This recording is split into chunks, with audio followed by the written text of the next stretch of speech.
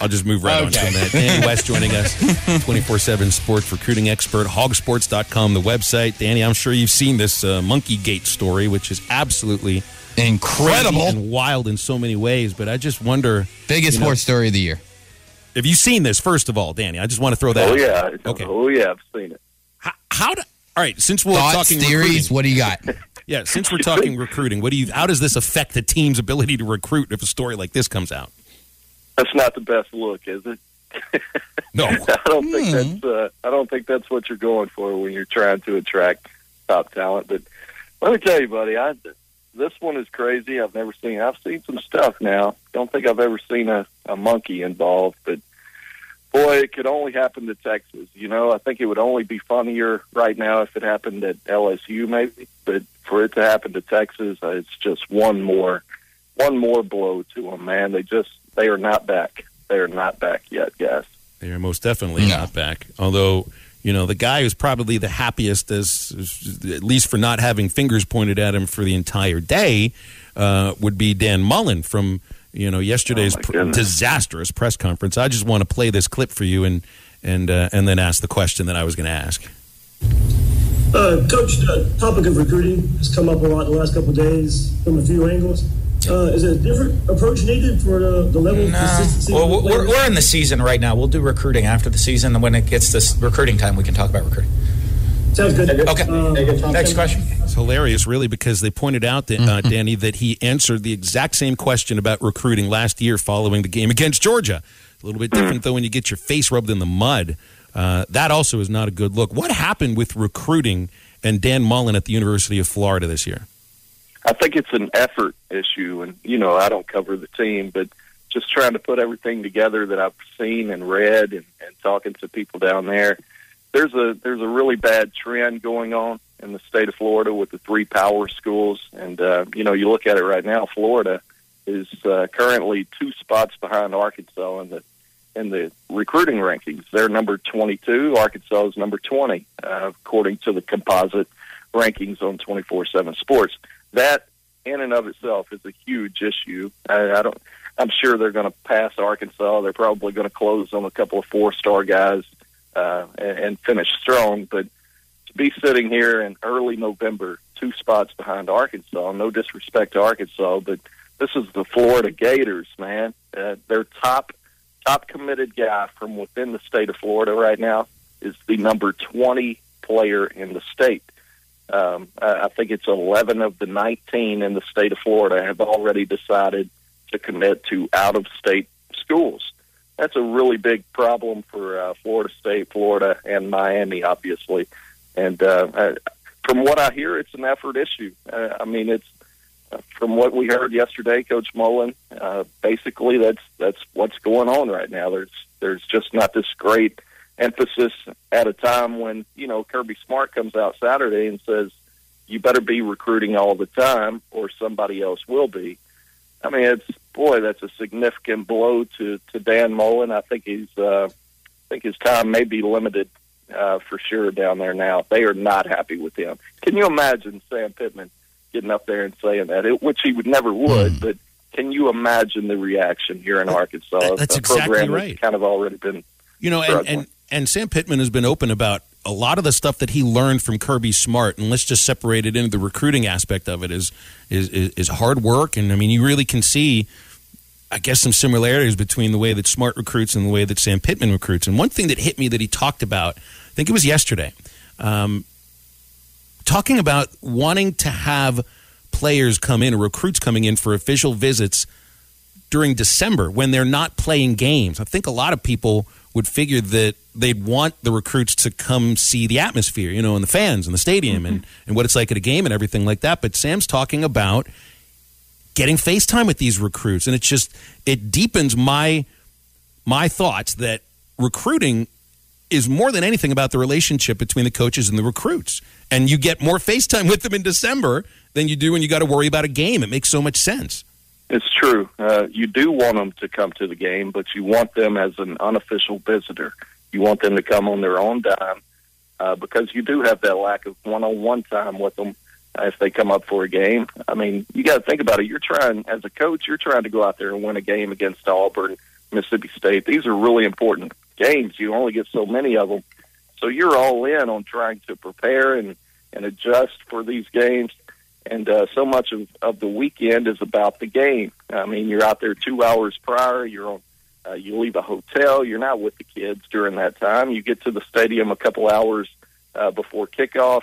There's not much time to hang out with these kids and their parents. And then, of course, after the game, you've got media responsibilities, obligations, and you're right back in the film room on Sunday. So I get it. You want to maximize the time you've been given with a kid, and you definitely get a lot more after the season when there's not a game to play.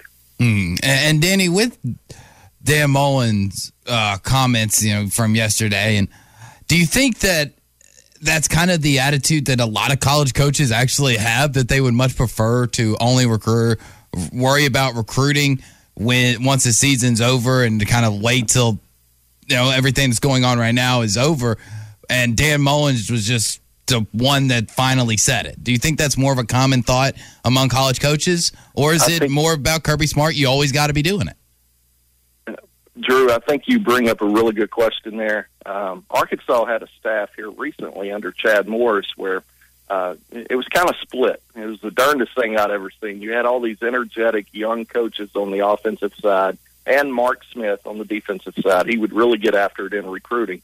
But for the most part, you had a lot of old SEC Grizzly veterans that they're not so much about this new recruit throughout the year. It's nonstop. They want it in sections. They only want to know about 5 to 10 guys at a time. Well, really, you need to know about 200 guys at one time. And, it is, I think the recruiting game has passed up a lot of coaches. It kind of surprised me that maybe Dan Mullen, if that's the case, has been passed up. I don't think he's that old. I could see it with a John Chavis or, whoever the case might be. But, I don't think he's that old, and you would expect that he understands as much or better than anybody how important recruiting is. And apparently he doesn't get it, even at Florida. I mean, when you take a job like Mississippi State, he was very successful there, especially by their standards, right? I thought he was going to go to Florida and up the ante and say, my gosh, now he can get top 5 talent at every position, when really that hasn't been the case, and it's not because of a lack of talent around him. He's in the state of Florida saying these type of things. It really blows my mind. Coaches around the country would kill to have talent like that around him, and it's pretty shocking to me that he delivered that soundbite yesterday. And when Sam Pittman talked about, he wants to wine and dine the parents. He wants to, show off the facilities. He wants to have FaceTime.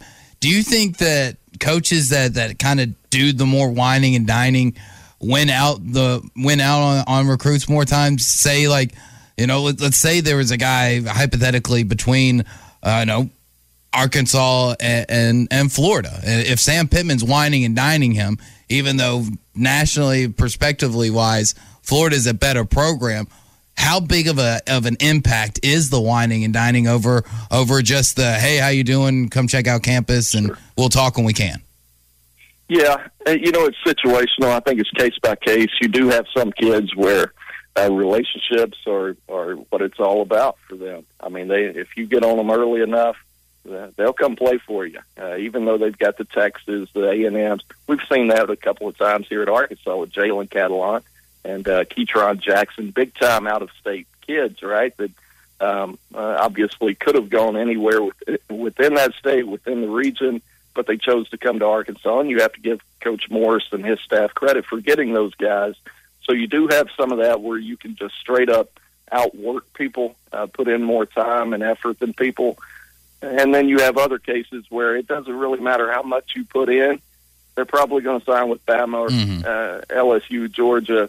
They're going to those schools regardless because they're the established powerhouse-type schools. So it's an uphill battle for some. You do end up, I don't want to say wasting, but essentially wasting a lot of times with kids that you really probably never had much of a chance at in the end.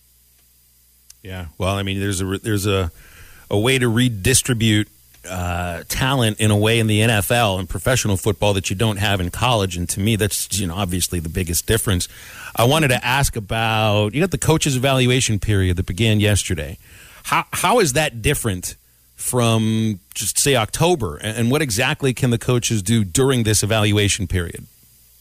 Actually, they've been in an eval period for a few weeks now as far as football. That's what basically I'm primarily covering football. But, yeah, they have.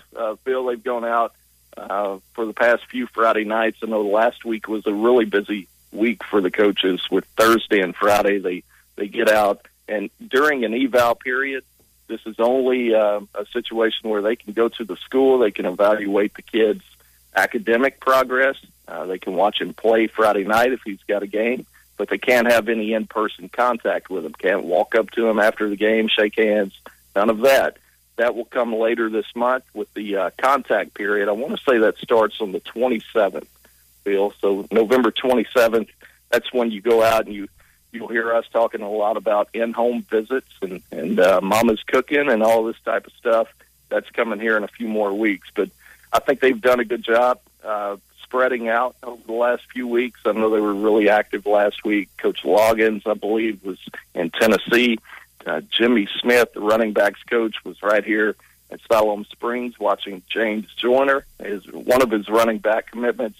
Michael Scherer, the linebackers coach, went down to Louisiana. He saw Tackett Curtis, big-time 2023 linebacker. We've actually got a story on Tackett coming here on HawgSports here in a few minutes. But, they were spread out. They've been really active, and I think they're really just trying to get to that final stretch now. Late November, early December, get some kids up here for official visits, be able to go in and into the living rooms and try to seal the deal on maybe a couple of more guys for this current class. And then, of course, it winds down on December 15th with the early signing day. All right, so a couple minutes left here, and we've had this string of 11 o'clock kicks, string of road games, or at least being away from Reynolds Razorback Stadium. So you got a little bit of a sweet spot for recruits to visit either officially or unofficially on Saturday with an afternoon game at Razorback Stadium. Is there any players you want to highlight that are coming in to get a look? Sure. Yeah, I'll start with Tackett there. He is a 4-star linebacker in the 23 class, so he's a junior right now, but man, he can go anywhere in the country. He's really big time. He'll be up.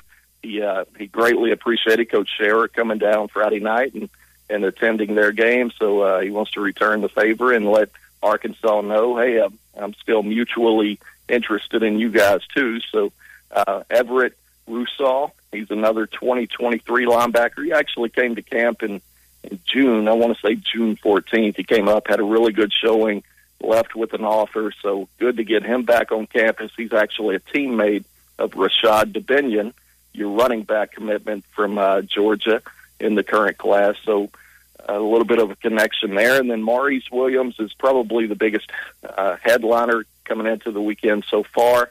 He's a 2024 safety out of Pearland, Texas, currently rated number 17 overall in the country for the 2024 class. So really kind of a borderline 5-star type kid there, and he's already been here once. Good to get him back on campus. So we're still working the phones. We'll get a compiled list throughout the week, but that's a pretty good start with those three in particular.